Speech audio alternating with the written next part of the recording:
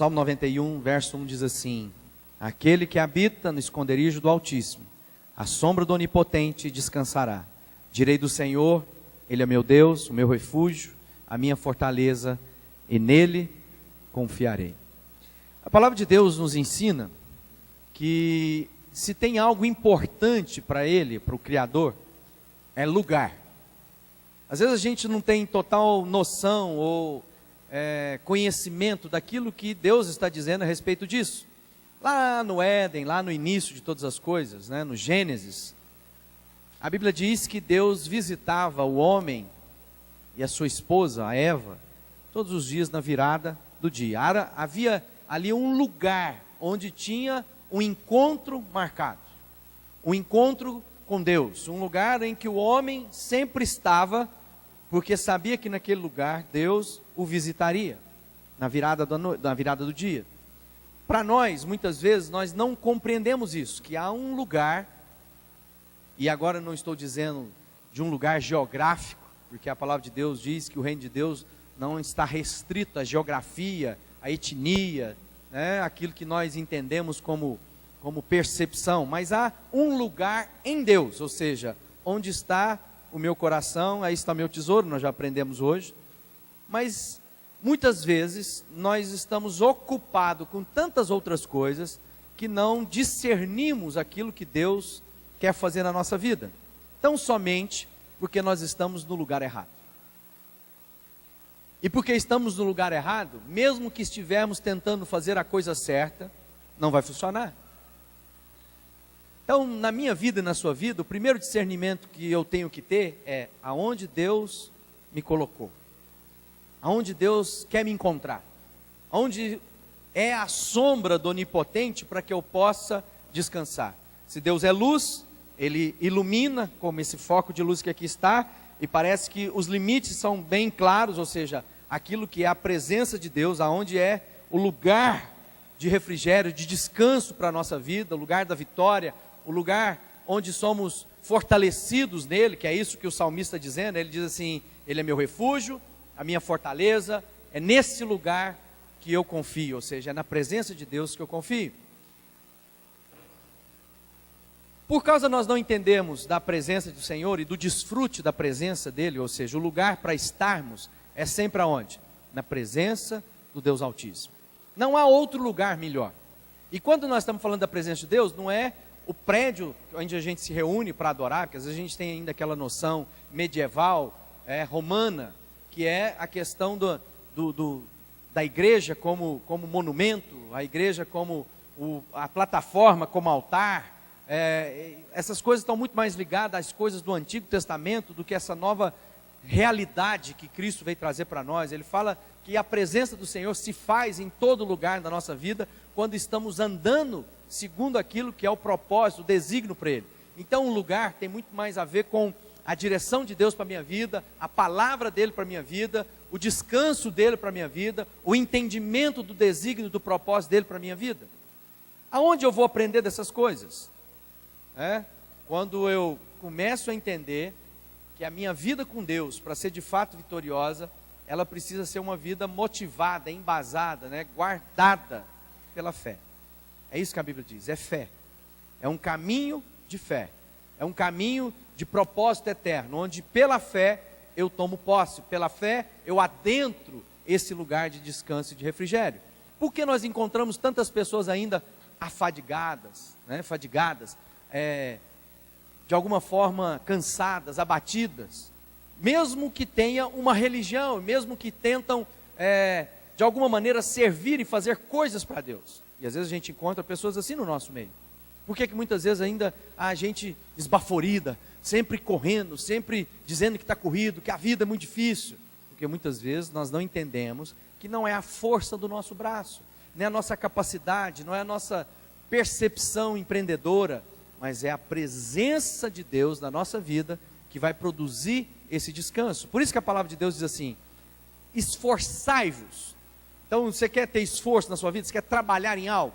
Ele diz assim: esforçai-vos por entrar no descanso de Deus.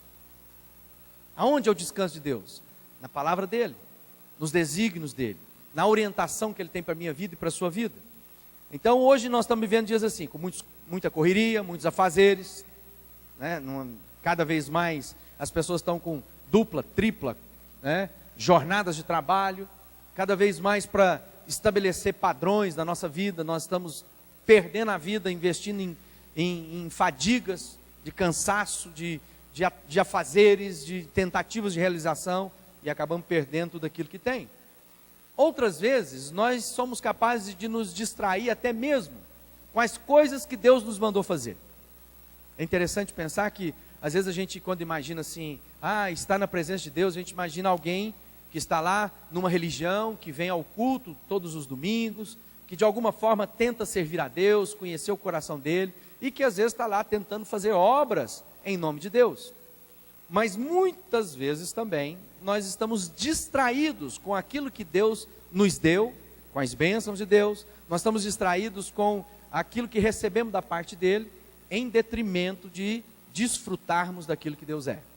E eu queria que você abrisse agora a sua Bíblia em Lucas, no capítulo 10, verso 38, porque eu creio que há um momento de Deus para mim e para você, de nos aquietarmos na presença de Deus, de descansarmos na presença de Deus, de desfrutarmos daquilo que Jesus é na nossa vida, e não apenas tentarmos produzir, né, algo para Deus, mas agora muito mais de desfrutar de Deus na nossa vida. Às vezes a nossa relação com Deus ainda é muito de patrão e empregado. Deus é Senhor, Ele é dono, mas a relação que Ele se estabelece, né, que aquilo que Ele estabeleceu comigo e com você, é uma relação de pai e filho. Ele quer essa proximidade. Ele quer uma relação tão profunda conosco, que Ele repartiu conosco do quê? Do seu Espírito Santo. Ou seja, nós somos agora não alguém distante, do lado de fora de Deus.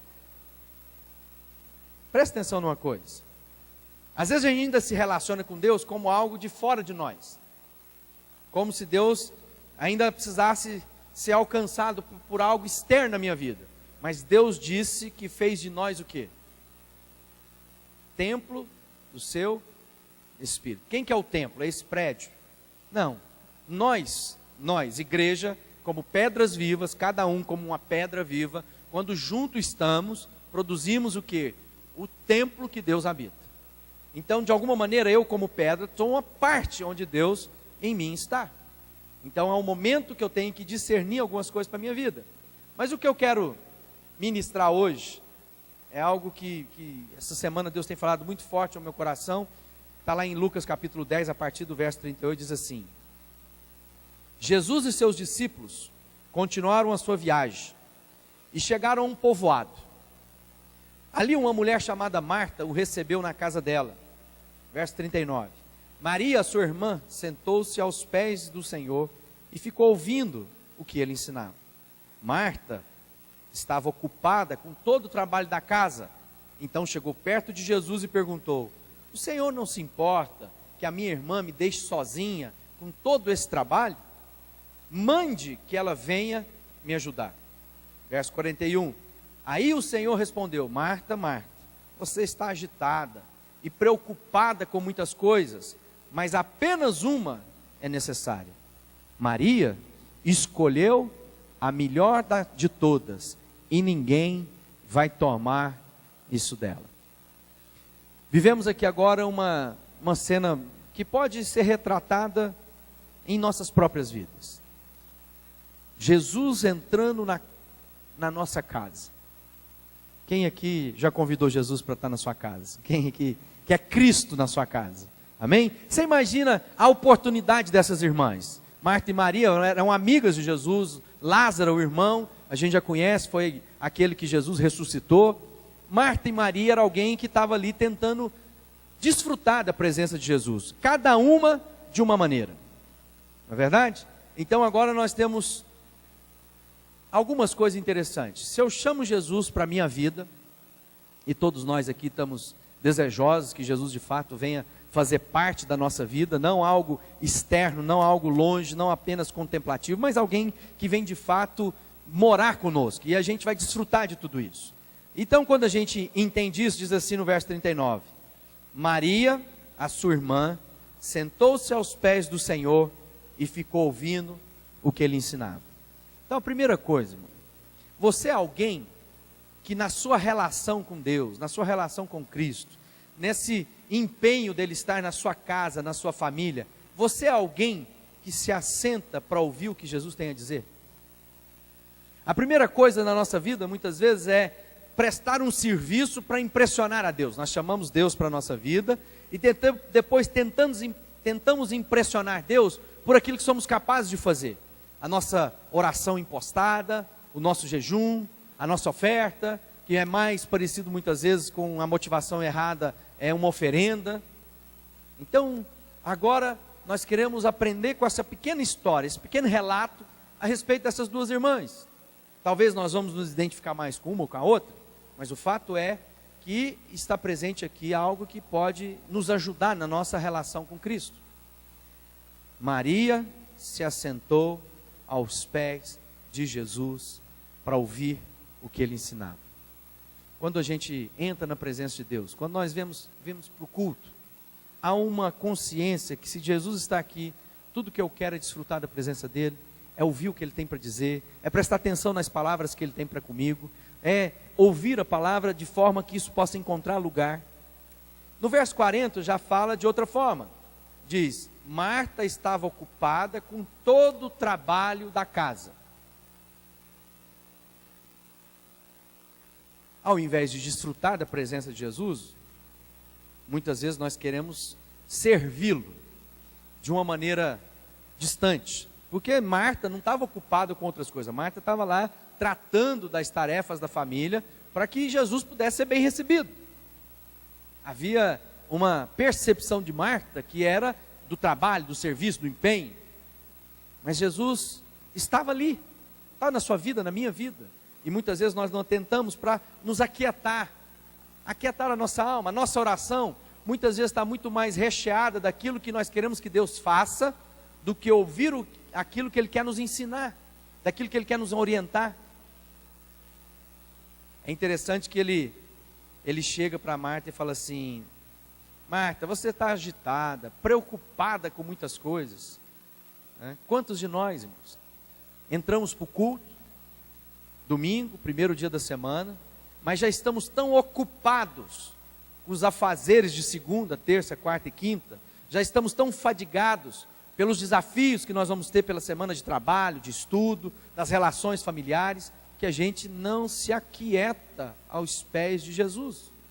Imagina que privilégio a mulher receber Cristo na casa, o Filho de Deus, a encarnação de Deus, e deixar que aquilo passe desapercebido, deixar de sentar aos pés dele e dizer: fala, Jesus, que eu quero ouvir, eu quero conhecer o teu coração, eu quero participar da tua vida, eu quero que a tua vida entre na minha vida, para que eu possa viver a vida que o Senhor tem para mim, eu quero aprender do Senhor, eu quero me dedicar a isso.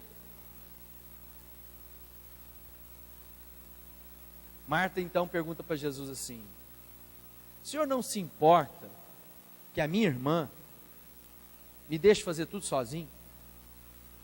Aí o que ela fala para Jesus? Mande que ela venha me ajudar. Quantas vezes, irmãos, a nossa oração é a oração da Marta? Nós estamos dando ordem para Jesus. Não é isso que a Marta fez? Jesus, manda, ou seja, eu estou te mandando para que o Senhor mande a minha irmã me ajudar.